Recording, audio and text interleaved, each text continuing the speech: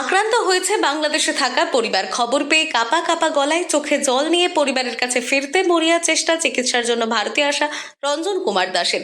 পেট্রাপোল সীমান্তে দাঁড়িয়ে মুখে শুধু একটাই কথা তার, দেশে ফিরবো। বাড়িতে ভাঙচুর হয়েছে। বাড়িতে কেউ নেই, কান্দাকান্দি করছে। বাড়িতে কেউ নেই, ওরা কান্দাকান্দি করছে।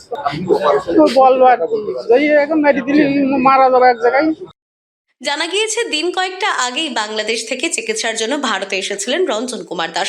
প্রতিবেশী দেশে সংখ্যালঘুদের ওপর অত্যাচারের খবর মিলছে। পরিবারকে রেখে চিকিৎসার জন্য বাংলাদেশ থেকে ভারতে এসেছিলেন তিনি। তবে বাংলাদেশে চলা বর্তমান পরিস্থিতির কারণে বাড়ি থেকে ফোন পান তিনি। জানানো হয়, বাড়িতে হামলা চালানো হয়েছে, ভাঙচুর করা হয়েছে মন্দিরে। এই খবর পেতে দিক বিদিক জ্ঞান শূন্য হয়ে ভারত থেকে বাংলাদেশের উদ্দেশ্যে রওনা দিচ্ছেন রঞ্জন। আমাদের ওই জায়গায় মন্দিরে ভাঙচুর করেছে, আর রাত্রিবেলায় হুমকি দিকে সব বাড়ি বাড়ি চুপচাপ থাকা মেরে দেবো, কেউ ইয়ে করবে না, বেরোবে না বাড়ি থেকে। আর নিজের লোক বাংলাদেশে বাড়ি।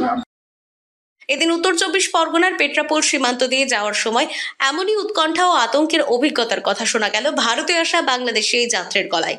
এখন যত দ্রুত সম্ভব পরিবারের পাশে গিয়ে দাঁড়াতে চান তিনি। যা পরিণতি হোক তা যেন হয় পরিবারের সঙ্গে, এমনই প্রার্থনা প্রতিবেশী দেশের এই নাগরিকের। উত্তর 24 পরগনা থেকে রুদ্রনারায়ণ রায়, লোকাল 18 বাংলা।